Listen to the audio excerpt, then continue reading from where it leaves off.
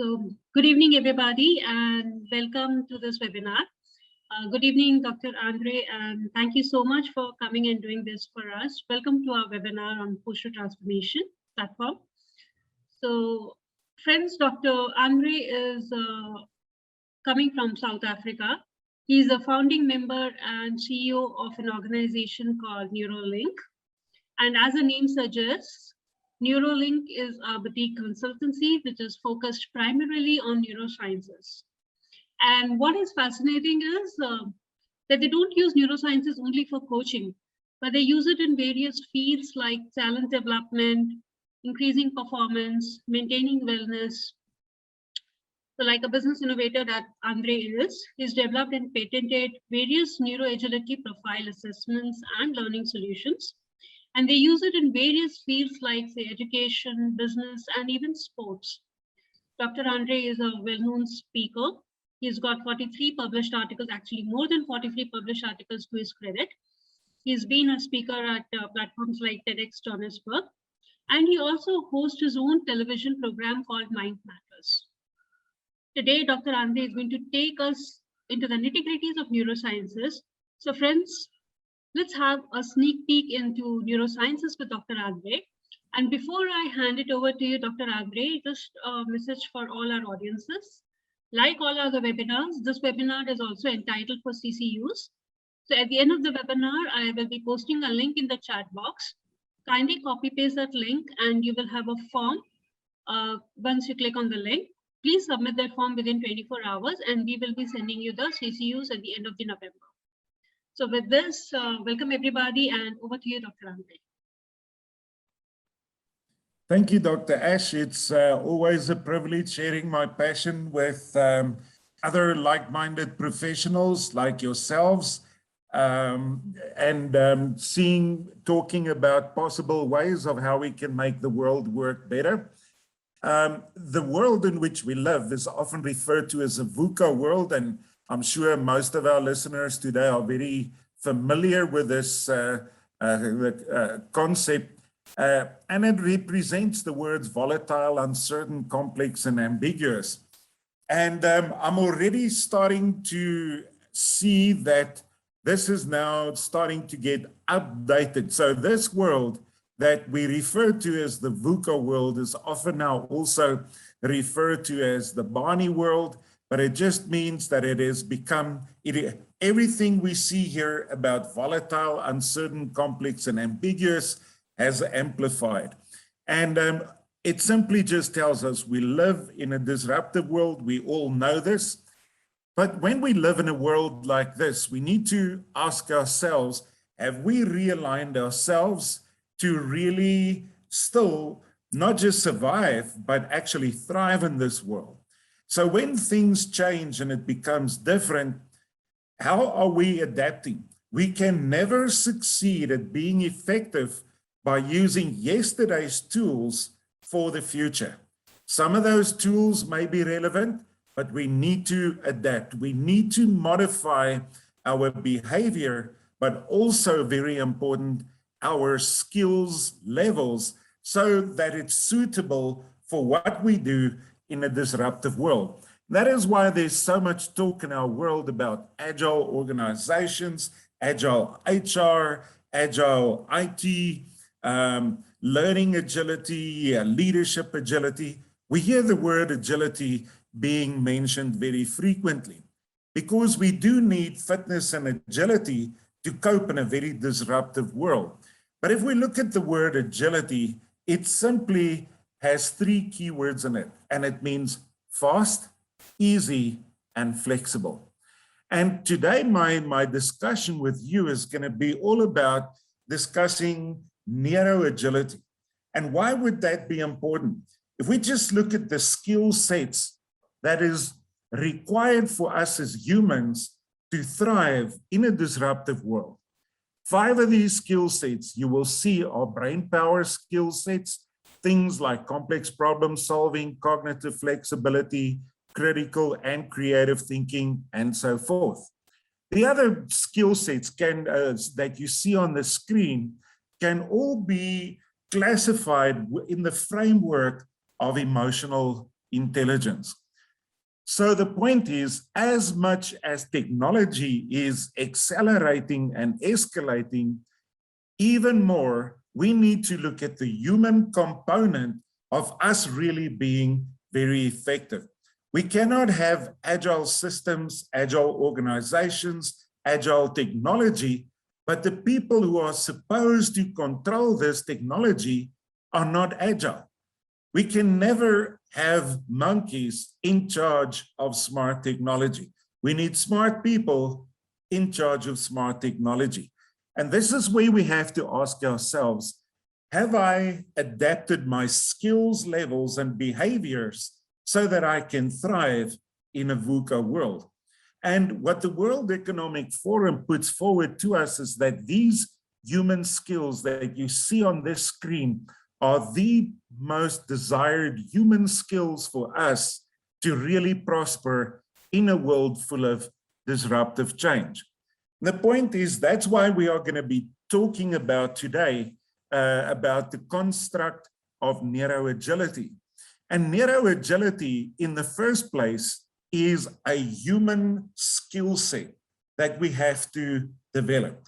It is a skill set consisting of the brain-based elements that influences the ease and the speed with which we learn, think, and process information.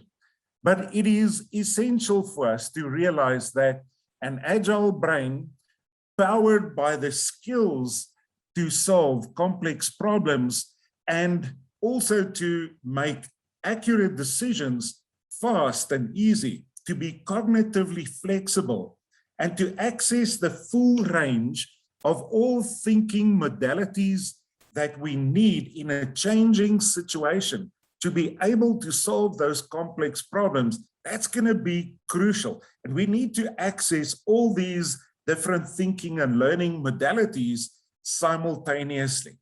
And if we do that, that is really going to be our competitive advantage. If we now look at the world and how it is changing, we see that many of your leading top 100 organizations, when they are recruiting new candidates for an organization, especially in supervisory management and leadership positions, what they're doing is, yes, they still look at your qualifications, at your experience, at your performance in your prior job. And although those things all open gates for us, it does not land us the job anymore.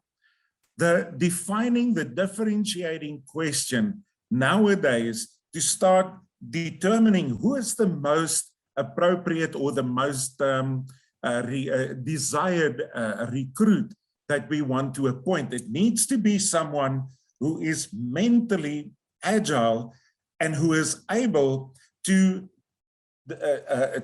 access old learning experiences and also cut the junk that is not necessary anymore, but have the mental flexibility to be analytical and creative depending on what new change situations bring to me. And to have that flexibility to utilize these different thinking modalities to be able to do my job very well. And that is why neuro-agility is the starting point for being able to really be competitive, to be employable, and for your future success. Now, the word neuro always refers to brain and your nervous system. Agility, as I said, is about fast, easy, and flexible.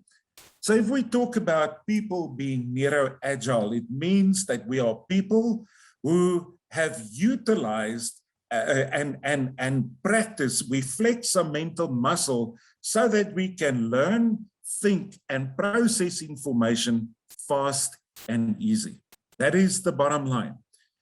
The reality is, why are we talking about this? Because despite the fact that the world requires of us as humans to really take a major step up in terms of our cognitive ability to really cope in a disruptive world, the reality is that many people now don't even read books.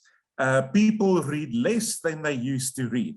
There's an explosion of information in the world, but if we cannot read effectively, write, and learn fast and easy, how will we be able to control this explosion of information and still be in charge of AI and all these types of technologies that we are supposed to be in charge of? The point that I want to make is, for us as human beings, we need to also optimize our ability. And the starting point is to develop those elements that impact the ease and speed with which we learn, think, and process information. So what I'm going to do now, and ladies and gents, is I'm challenging you to just try there where you are, look at the instructor here, and just imitate doing this simple movement activity with the instructor. So just to try and do this and notice how this feels for you when you try to do this.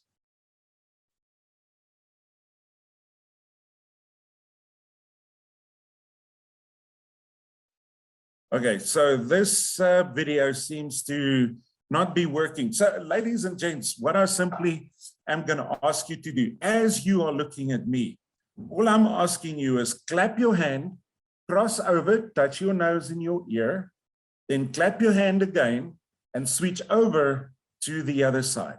So as I am illustrating to you what you are supposed to do, just try and do this simple movement activity with me. Make sure that you go to all the different sides of doing this. There we go. So I just wanted you to experience how easy and how fast could you do this. This is a simple movement activity that requires us to utilize both sides of the brain. Left controls right, right controls left. Doing this simple movement activity requires of us the basic agility to just utilize both hemispheres simultaneously. Now, I could see Dr. Ash, and she did it all well, and that's great. But the point that I wanted to make is simply this. Can you see that you had to think what you must do before you do it? This is not just something that happens automatically. So my point is, ladies and gents, that brain fitness and mental flexibility is not something that happens automatically. It is something that you need to practice. It is a developed competence that we need to do. And if we can't do that, then we cannot be as fast, as focused, and as flexible as we are supposed to. So this is why a neuroscience approach is so important. The construct of neuro-agility addresses gaps on some factors that has impacted the ease and speed with which people learn and think that has not been addressed before. So this is what this construct focuses on. But for us being people development professionals working with the behavioral sciences, so many times I've heard the criticism of people saying, yes, but you know, the behavioral sciences are not really exact sciences.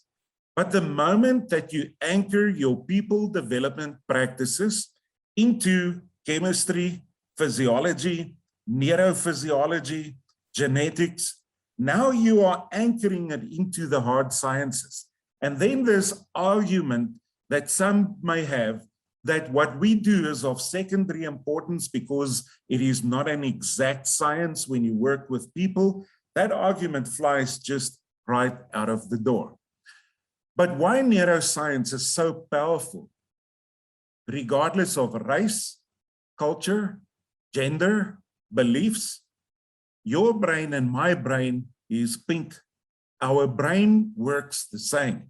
And whenever we have a brain-based approach to our people development practices, our learning practices, it is inclusive of race and gender and beliefs and whatever else it is that actually makes us very different. And that is why the world is more and more realizing that whatever practice it is that we maintain, a learning practice, development practice, it has to be anchored into neuroscience. Also today, I want to just quickly show you a framework that is very concise for people development that has not been put forward like this before.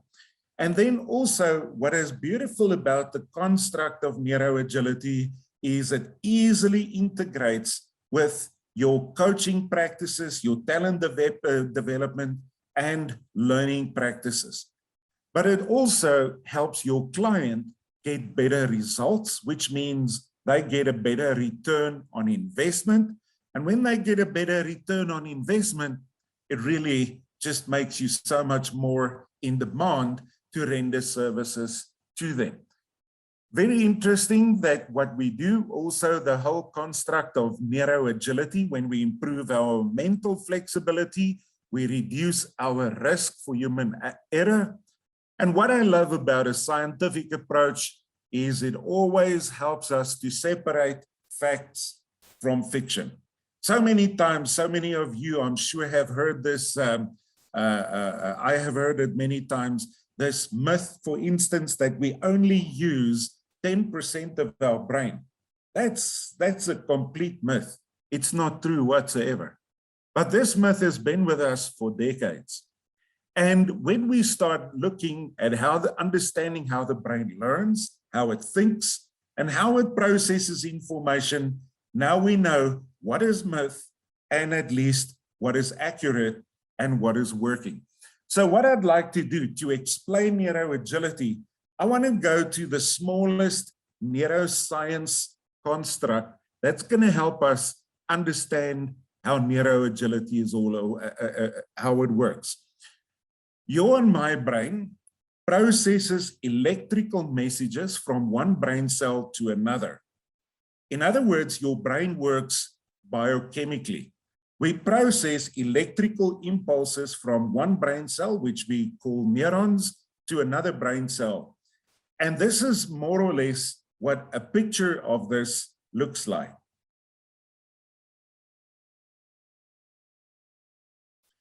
You see the brain cells, and then those little lights is just there to illustrate to you the electrical impulse, and that's where the brain cells connect and communicate to each other. And very important, look at that chemical release between your brain cells. Now, this is what I'd like to discuss with you in terms of understanding what neuro-agility is all about. You get lots of different chemicals. Everything in your brain is always about chemicals. You get lots of different chemicals, and I don't want to bore you with fancy names, but you get two categories of chemicals that are important, that impacts human behavior, that impacts learning and thinking and how we process information. The first group of chemicals we often refer to as inhibitors. And as you could see on the screen, simply what it shows is the red line indicates there are chemicals sometimes between the two brain cells, the neurons, that sometimes blocks and inhibits electrical transmission between cells. So what I'm saying is, as you can see this, these chemicals inhibit, it slows down, or it blocks communication. Let me give you an example. If a person got hurt, even after they got hurt, sometimes for a few minutes, they may not feel the pain that much as a little bit later. Why? Because let's say I was in an accident and I had a huge shock. For maybe a half an hour or 15 minutes, I will not feel that intense pain because the body produced a chemical called morphine. The morphine slows down or even blocks the pain message. The point that I want to make, and it's a normal process for all human beings to produce these chemicals. The challenge, however, is when we start doing it on the medium to long term, and we do more of that than the good chemicals. So if you look therefore at this, what we see here is any of these chemicals that blocks transmission between cells. We refer to them as bad fuel. It's not good feel. These chemicals slow you down. It does not increase the ease and speed with which you learn and think. It slows you down. Unfortunately, when we experience stress and fatigue, it means that we produce some of these chemicals that slows us down. And therefore, I refer to this as bad fuel when it's constantly secreted over a period of time. Now, remember, emotions are chemicals. What is it that you feel? You feel the impact of a chemical. So negative emotions like frustration and anger and stress, these make us feel bad because your body can feel that this chemical that I'm producing is not good for my performance. But a negative mindset, pessimism is habitual negative thinking where I do not have hope in the future. And it becomes a way of thinking. And when this becomes a way of life, it triggers these biochemical responses. When we don't sleep well, when we stress too much, we feel bad because we do not have enough good feel. Now, here is the good news. Here's the other category of chemicals.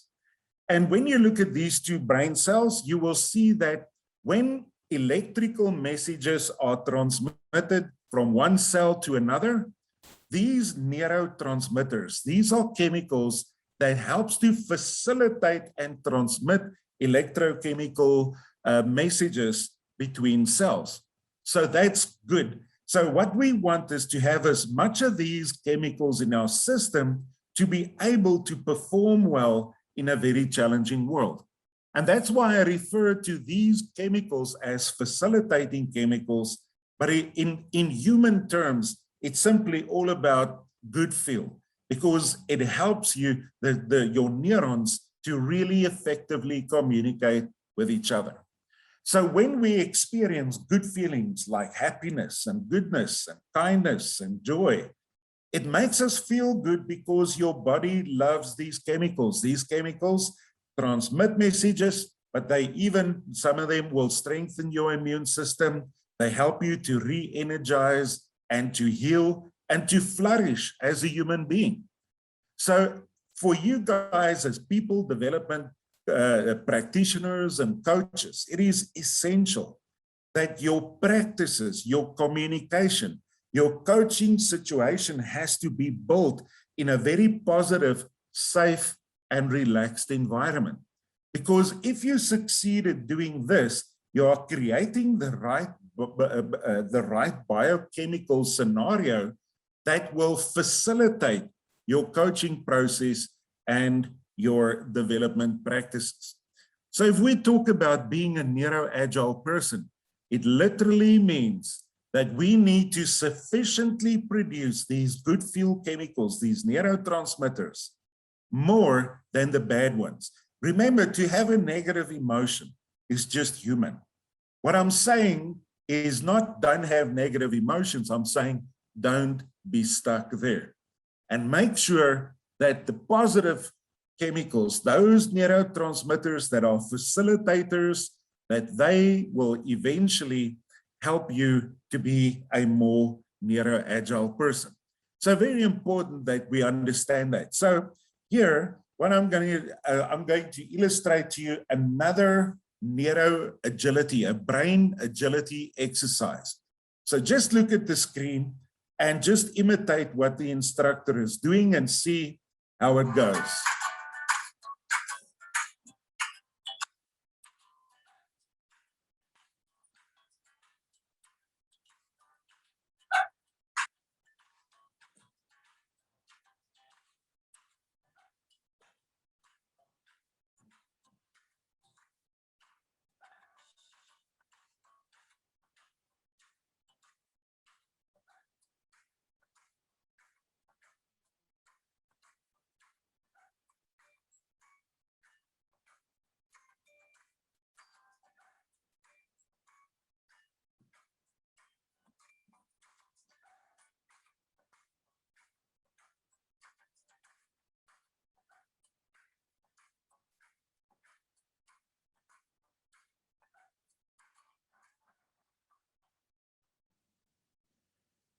Okay, so let's ask ourselves again, how did it go? What does your neuro-agility look like? How fast, how easy was this to do? The good news is when we do simple exercises like this in a repetitive way frequently, our brain agility starts improving. Okay, so what does neuro-agility look like? It consists of a framework. It stands on two legs. The one leg are those factors that impact these chemicals that I just described to you. They are what we refer to as the drivers that impact your brain performance. And number one, brain agility exercises are physical and mental exercises that challenges you to utilize both brain hemispheres and front and back and bottom to top regions of the brain. Here's the keyword: simultaneously. So simple example of just the previous exercise that you did is an example of something that you can do to improve your brain agility. Now, it's not something we do once. Remember, we don't practice to become fit when we're small and then we stop practicing, but when we're adults, we stay fit. That we know that it doesn't work like that. The principle stays the same with your brain. If I don't use it, I lose it. So brain agility is something that we continuously have to practice every single day through mental and physical exercises. But stress makes us produce those chemicals, the bad fuel chemicals that we refer to as cortisol. Now, cortisol then prevents us from accessing certain brain regions if we experience too much stress. So in layman's terms, let me say some brain regions switch off. So you can never be neuro-agile, functioning at optimum mental level when you don't have sufficient stress coping mechanisms, because stress negatively impacts your performance. So this nonsense that I've so many times heard, but I've also believed that when I was young, that I cannot function well if I'm not under stress. That is scientifically just not correct, but it depends on how you define stress. Pressure means I'm still in control, and some pressure gets us focused and motivated. That's not what I'm talking about here. I'm talking about having produced too much of those stress hormones that eventually shuts down certain brain regions that will negatively impact brain performance, not improve it. So stress coping skills, essential. But when you sleep long enough and deep enough, you produce these good feel chemicals, those neurotransmitters that we spoke about, that are also so essential for energy, for health, but also for mental agility. So bad sleeping patterns, I don't care how smart we think we are, but there's no ways that we are going to outperform, outthink, and outlearn others. If we don't cope with stress well, if we are not brain agile, if we don't sleep well. And the next driver is movement. Movement triggers these chemicals. Movement activates all the different brain regions. When we do stretching related activities, it gets your cerebrospinal fluid circulating, which impact your concentration. So you need to sufficiently move, not just exercise in the morning, but move throughout the day in order to really have an agile mind. But then attitude is the way that you habitually think. We can also refer to it as mindset. You can be brain fit, you can sleep well, you can have good stress coping mechanisms. But remember, your mindset, you can never be more than what your mind is set on. You can't be more than the sum total of your thinking. And I encounter students and children that we work with, but sometimes also adults who believe, I'm not good at math, I can't do this and I can't do that. And remember always what Henry Ford said, you're right. If you say you can't do something, yes, you're right. If you say you can do something, you start opening up your mind for new changing possibilities. So mindset is a massive driver for brain performance as well. Now, obviously, our brain needs energy. We need the raw materials to produce those neurotransmitters. and to transmit them that we discussed now. And that comes from a combination of the food that we eat, the water that we drink, and the oxygen that we breathe. So these drivers, these 6 that I discussed with you now, they will have an impact on the ease and speed with which you transmit messages. So the point is, ladies and gents, if you're a coach and you are coaching someone, they didn't sleep well before your coaching session or the night before. They don't drink their water. They have a negative mindset. They are not coping well with stress. It is going to significantly impact the results of your coaching sessions. So we need to think about how can we help our clients and educate them that when you have a coaching session, help yourself by having done these things so that you can get maximum value for your money out of your coaching session or out of your learning sessions.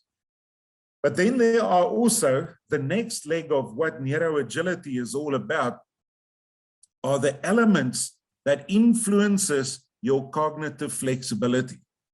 Cognitive flexibility simply means I am analytical and creative at the same time. I am expressive and receptive, depending on what the change situation requires of me. I am rational and emotional. Hear me clearly. When I'm not flexible, I am the one or the other. I tend to flex between different modes. If I'm flexible, I can do both simultaneously.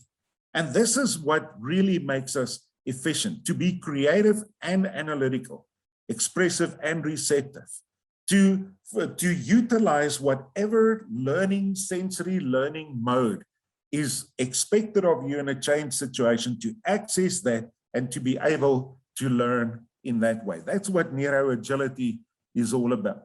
It is about being analytical and creative, not analytical or creative. It is about being expressive and receptive, not the one or the other, but the one and the other. It is about utilizing the full component of your various intelligences. It is about visual, auditory, and kinesthetic processing of information all at the same time. Not just the one mode or the other, or 2 out of the 3, but all 3 simultaneously. Then we are talking about a flexible mind. So it is important for us to really understand that flexibility cannot happen automatically if we do not flex mental muscle. We have to learn skills. It's one thing to improve the drivers that impact your brain performance, but it is another thing to practice the various thinking and learning figurative languages in order to have that flexibility to do whatever a problematic situation may require of me. So neurodesign is an abbreviation for us of these elements that you see here that will determine actually your potential. Remember, we all think, we all learn, and we all process information, but we do it differently. Some people will solve a problem, starting with the details, then eventually moving into the bigger picture. Others will start with the big picture, backtracking to the details. So we solve problems, but our point of departure is different based on our neuro design. For you guys as people developers, it is essential to do an assessment like this of yourself. One, you need to understand, how does my design impact how I coach? But then, if possible, to do an assessment also like this with your coachee to understand, who am I coaching? Because if I'm coaching someone who's not an auditory learner, but you are doing this all digitally, how are you going to approach your client? Essential, is your client a listener or not? If they listen, do they listen to what or to how? Or do they listen to the what and the how? That will have all a very big impact on your coaching. It is crucial for true people development professionals to try and understand who am I coaching, one, but two, how will my coaching approach influence the interaction with my client? This gives you intelligence to ensure that you get a better result. And ultimately, for us as coaches and people developers, we are paid to help people drive business results and achieve those results. So ask yourself, how cognitively flexible do you think you are? And then if you work in a big organization, how flexible do you think your organization, the sum total of the brain power in your organization, how flexible are they? Can they adapt fairly quickly when there's changing situations?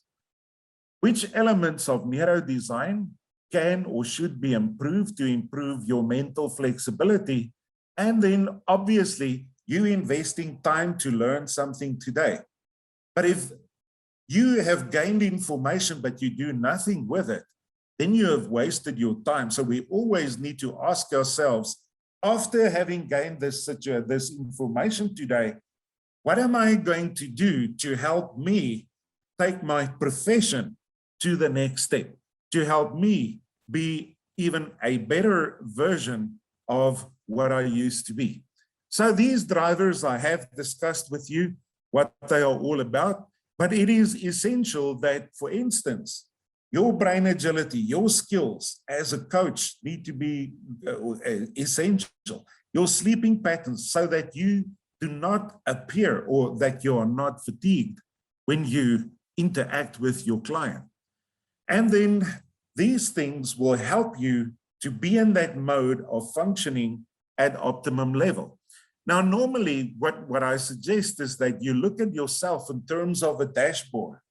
And here, again, self-evaluation, people tend to normally give themselves an overestimated response. And often we confuse some of these skills with, let's say I am a smart person and I have a fairly good IQ. Because I'm a smart person, I just think my stress coping is good. My sleeping patterns are good. I must be brain agile if I'm so smart. 101% not. IQ is just some mental ability. Imagine when you optimize your brain's performance, how you take yourself to the next level. But there is no ways that we can be the best versions of ourselves if the needles of these drivers are somewhere on the left-hand side of the dashboard. Then we are going to work harder and longer with sometimes less effective results. We push those needles towards the green. We help ourselves. We help our brain help us to be better versions of ourselves. So it's crucial for self-management purposes as a coach that I really ask myself accurately, where am I at? No guessing, but where am I at? Then what am I going to do to improve if I feel there has to be improvement? And how am I going to measure myself again in a while's time? If we want people to pay top dollar for our services, we need to offer them the best version of who we could be. We need to offer a top dollar experience. And that means you are the person delivering that service. And that means that you are going to have to be that person really giving your client value for the money that they are investing. So again, we got to ask ourselves, what do I think my overall brain fitness looks like if I look at all these dashboards? And then also, if I work for an organization or if you have your own company, what does your company's brain fitness look like? Then which of these drivers do you think you need to increase your brain performance, or as I refer to as your overall brain fitness?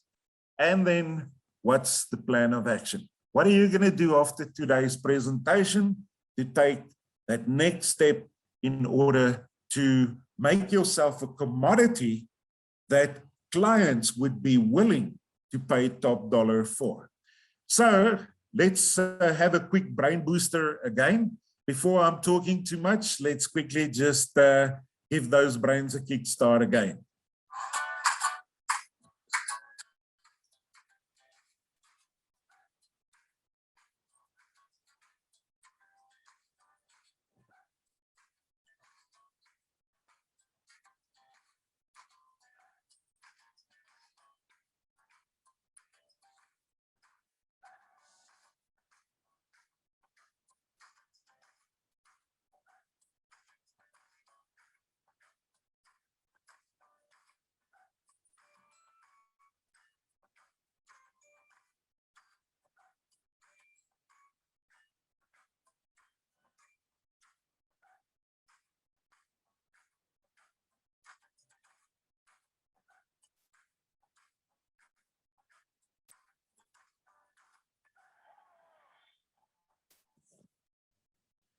Okay, so hope it's going every time just that 1% better than what it went, but another great exercise. So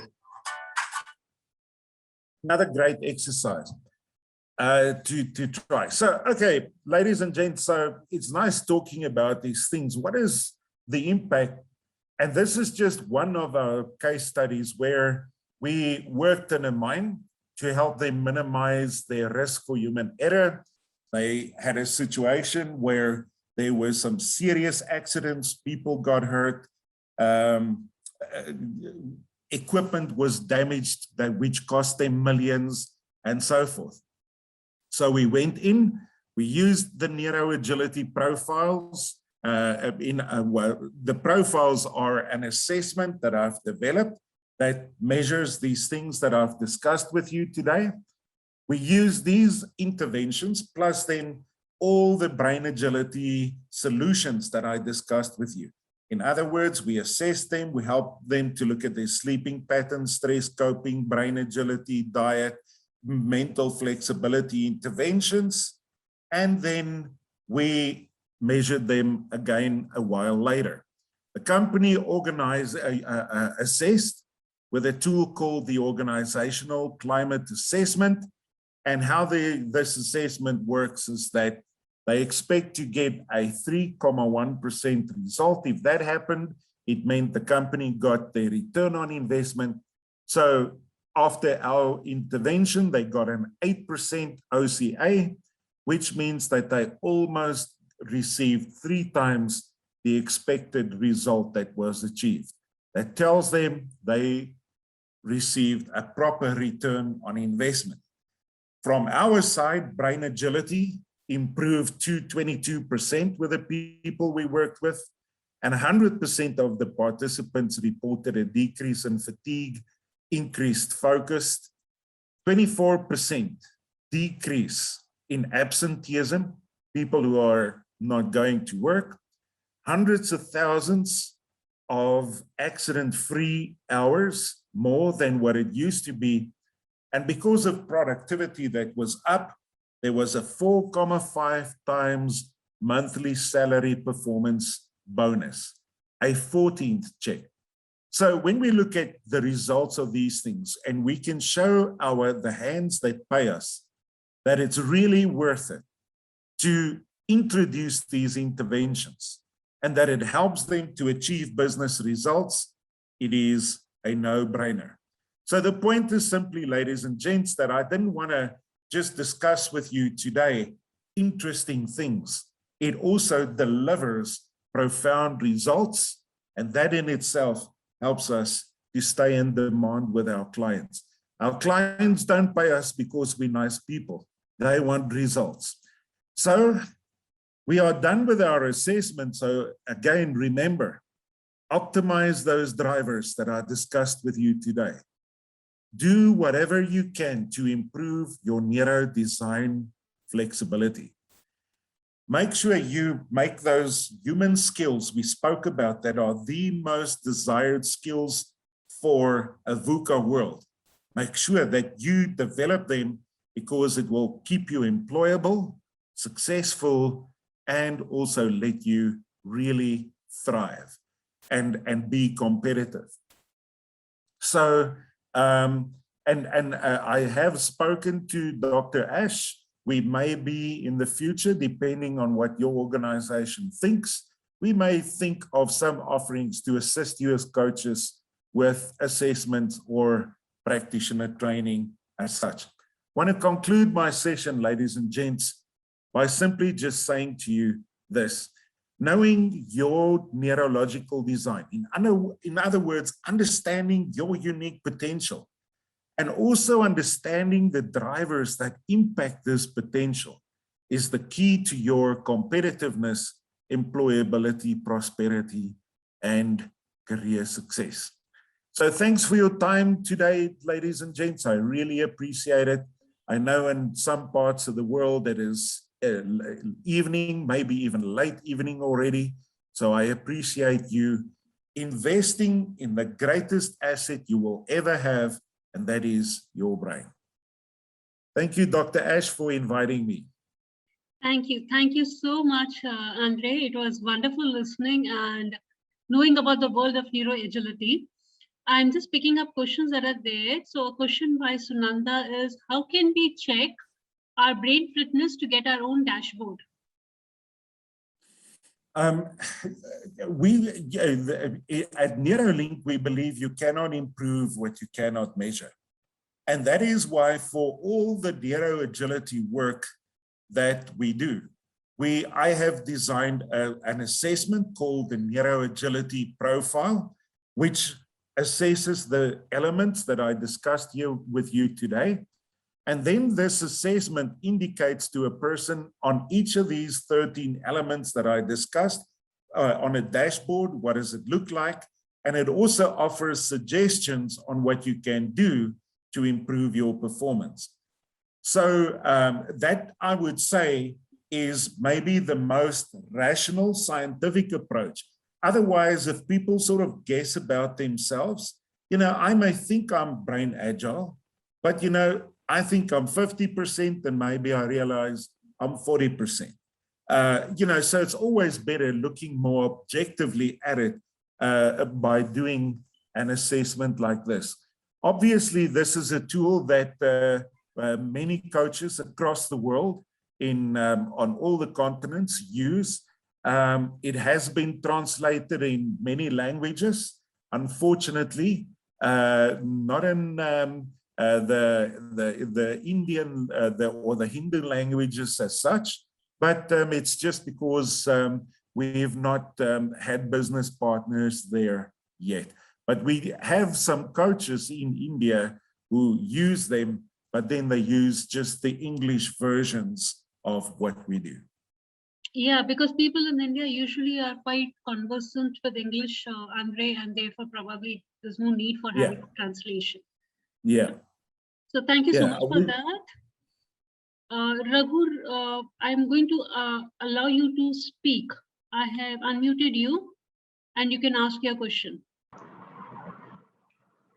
Hey, Andre, thank you so much. It was excellent. I head one of the multinational organizations in India. My question to you is on the organizational climate assessment. Do you do a top-down approach or a bottom-up? What I mean by that is, do you do some kind of a SWOT of the organization, or you just speak to the CEO and then speak to the leadership below CEO and some important stakeholders in terms of assessing what kind of neuro agility, brain agility that they have? Yes, thank you, Raghu, for asking that question. Normally, we start with the decision makers and to create awareness amongst the decision makers. So we start there, but in the same instance, once we have the decision makers understanding the value of this, they realize that your talent, your HR professionals, your talent development professionals, talent selection, everyone can benefit from using this tool. So where we've seen that an organization has implemented everything, it is we start from top to bottom, but then there is the bottom integration also. But obviously, the leaders have to make a call about budgets and is this what we want to do? Is it aligned with our goals and values and vision and all those things. But also crucial that why we start with leaders, Raghu, is that imitative learning is the most powerful form of learning. So employees look at their managers and their leaders, and what the behavior that they model will indicate, you know, the what's hot and what's not. So when people see that a leader is starting to change and we start having agile leadership, then we get buy-in from the followers. But if we approach the followers, but they cannot see the buy-in of the leaders, then often we have the effect of what we want to achieve is less, because you get the question where an employee asks, but does my leader know this? He is the one who should be doing this, but now he sends us on the course and so on. So ideally, it starts with the decision makers. Big organizations, you don't have to go to the CEO. There will be other decision makers. But as long as the people, especially where they feel that the impact of humans are of crucial importance, but ultimately a company is the sum total of the collective brain power of that organization. And in my opinion, you don't want to just introduce this to the IT people or the strategy people. Ultimately, anyone with a brain benefits from it. And the more agile we are, the better the organization benefits. Last thing from my side, what I have seen, agile teams has become the secret ingredient for organizational success. So what I do see is that a leader does not have the budget to change a whole division, but there is a problem in a department and they invest money to improve the agility and the performance of that team. And when that team starts performing, at least it starts having impact in the organization. Now, when you use the analogy, one horse pulls between 2 to 3 tons of weight, but 2 horses pulls between 7 to 8 tons of weight. So you get this multiplication factor when you have team members who start synergizing, collaborating, and they're starting to do this more effectively, faster and smarter. Then suddenly the impact of that team is sometimes profound. So, you know, if you can't do it for your whole organization, then you start with your team, but ideally start with yourself first. Make yourself a priority. But we start with the decision makers. Does that answer your question, Raghu? Absolutely, Andrew, that was fantastic. I think it also gave better perspective rather in terms of coaching the CEO first and going down. And I completely agree with what you said. I think that was a great input that you could give, not just to me, but a lot of other audience. Thanks. So thanks, Andrew and Andre, and we'll be in touch with you. Thank you for asking a smart question, Raghu. Thank you. Thank you. Thanks, Aish, for allowing me to ask. Thank you. Yeah, thank you so much, Raghu. You're most welcome. Are there any other questions? Please, if there are any questions, you can put them in the chat box or in the Q&A box. So Andre, if I ask you what's the duration of this entire assessment and how much this time takes right from beginning to suggestions and implementation? Or is there a particular time period or is it left open? To do the assessment, Dr. Ash? Yes, yes. No, how we work with the assessments, everything is digital. So what we do is at the moment that we can see that a profile has been purchased, then there's a link. Everything is automized. A link with the questionnaire of 180 questions is sent to the person. They complete it online. They click submit. And then the moment they click submit, within about, I guess, 5 to maximum 10 minutes, depending on, you know, the Wi-Fi in the world and so on, they will have their report. With the report, there's normally a 2-hour automized debriefing that is included in that. And the report is a 29-page report. So that's the one thing that coaches could consider to do.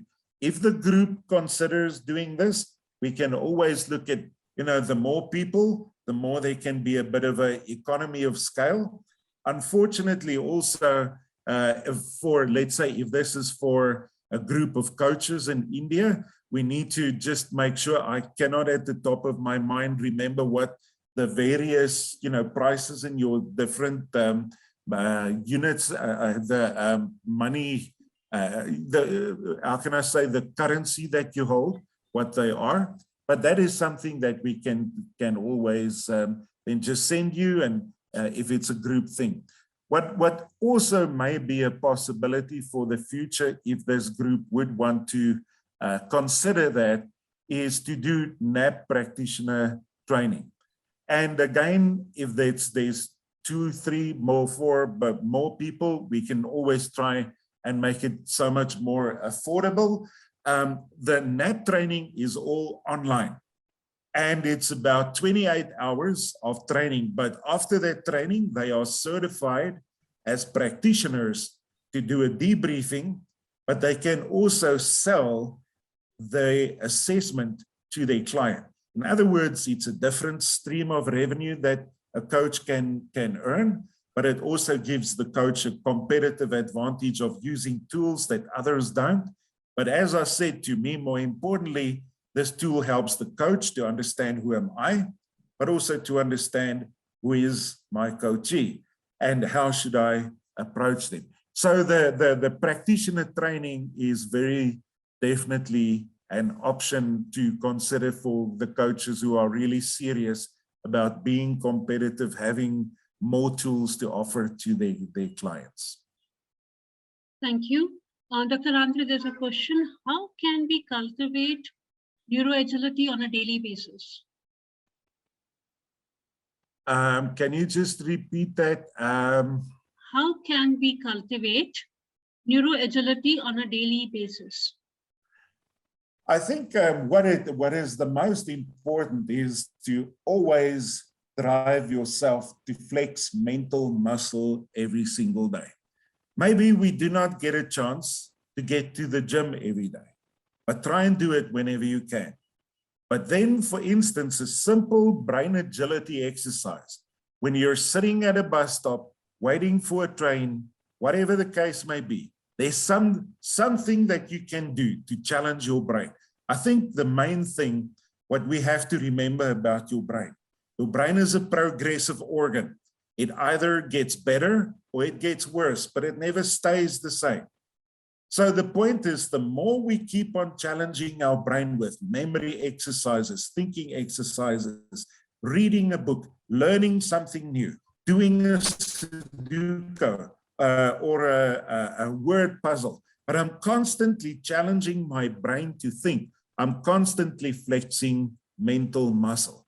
And I think that is the most important thing, that one, where your lifestyle has to be more brain friendly. The food we eat, how we sleep, those things that we discussed.